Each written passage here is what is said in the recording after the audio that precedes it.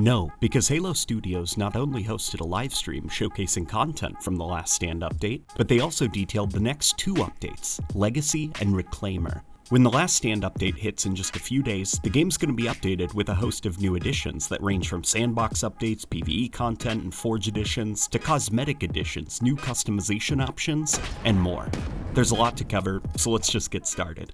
First is the new 50-tier Battle Pass. It's going to include cosmetics from Halo 3 and Halo 4.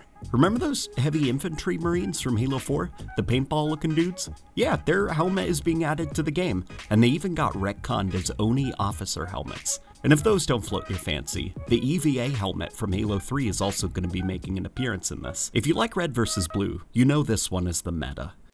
2 weapon kits will also be part of the pass, a Bandit and Bulldog kit. The Bandit is designed off of Halo 3's art style for UNSC weapons, which I think is pretty neat. And the Bulldog is modeled off of the Promethean Scattershot from Halo 4 and Halo 5. If you buy the premium version of the pass, you're going to get access to the Academy Commander's Armor Kit, which is something people have apparently been asking for since launch, as well as a cute little Johnson charm to hang off your weapons. It's fitting since the Academy is, named after Johnson. Now, we gotta talk about the store. Hey, no, don't do that. Stop booing. Just listen to me, okay? It would be irresponsible to not mention it, so yes, the store is being updated. And it's going to include this armor from Halo Legends, but more excitingly, the Macworld Master Chief armor from back when Halo 1 was nearly a Mac exclusive. Okay, now let's get on to the good stuff. The exchange is part of the main menu where you can get rewards by simply playing the game, and it's getting flooded with new armor and other cosmetic goodies this update to spend your Spartan points on. Spartan points being the currency you can get by simply playing the game. They're also going to be adding a category section for the exchange to make finding stuff easier, which I should remind folks will all be earnable cosmetics. All of this is good stuff, and it's nice to see improvements made to the UI in this way. So then they did a cheeky little tease for the next 2 updates.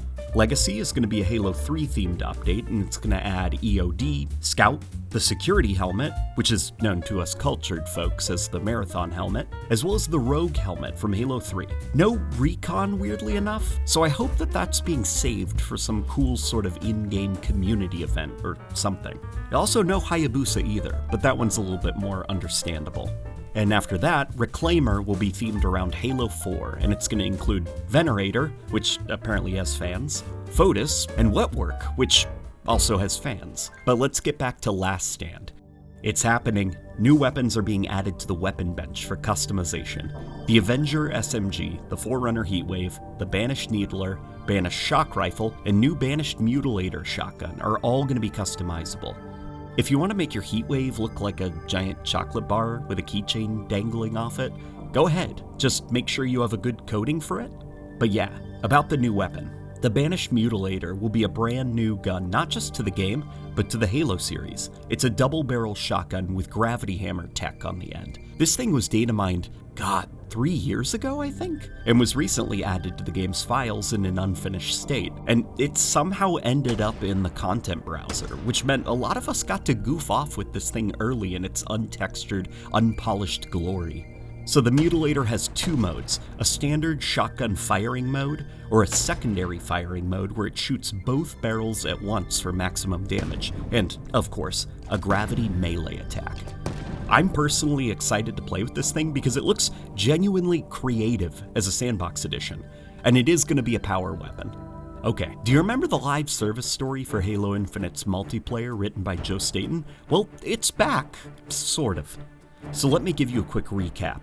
Some Spartans brought a banished AI back to the Academy, where we play our multiplayer matches and such, and they imprisoned it, and even turned it into a cute little AI buddy to equip in multiplayer. And while we were all busy complaining about the state of the game on Reddit and Twitter, it escaped containment and began infecting multiplayer matches, turning them into games of infection. Amidst the chaos, it found a satellite in the main menu and broadcasted the Academy's location to its banished buddies, and now they're here.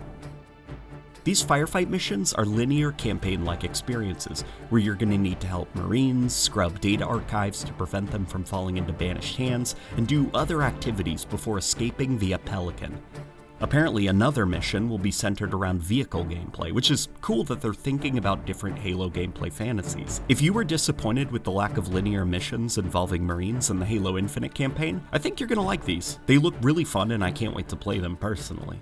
A competitive mode, Search and Destroy Extraction, will be coming in ranked playlists, which I'm sure is gonna scratch an itch we've all been having since Breakout was abandoned in Halo 5. As for the sandbox, there's gonna be some tuning. The sniper is getting its ricochet ability back. Yes, just like the good old days, sniper rounds are going to be bouncing off surfaces again. They're also adding the star back to the kill feed whenever you get perfect kills, which is neat, I guess. But the Banshee is also getting a slight nerf to its weapon systems, which, look, that's good. Like, the Banshee, you definitely want it to be extremely powerful, bordering on overpowered, but it was a little bit overtuned where it was in the sandbox. Finally, there's going to be some new tools coming to Forge, which I'm not good enough at Halo Infinite's Forge to even begin to tell you how these are going to benefit it, but I know it will, as well as the announcement of DreamHack Texas. If you're close by, check out ticket prices and consider going. Competitive Halo isn't for everyone, and I get that, but in-person Halo events are always a good time, and I wish I could go, but right now Texas is a bit too far for me at the moment, so have fun while you're attending, and let me know how it is. And that's the gist of it. The new PVE content has me genuinely excited, and the new Banished shotgun I think is going to benefit the game in a huge way, and it's just going to be fun to play around with.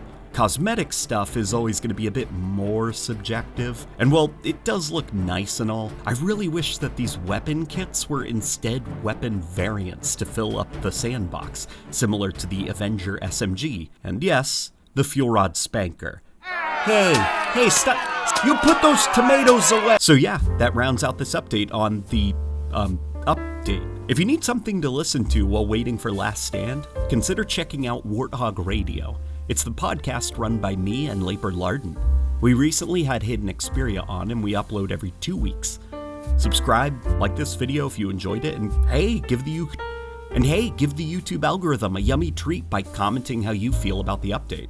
And yeah, with that being said, I'll see you guys on the next video.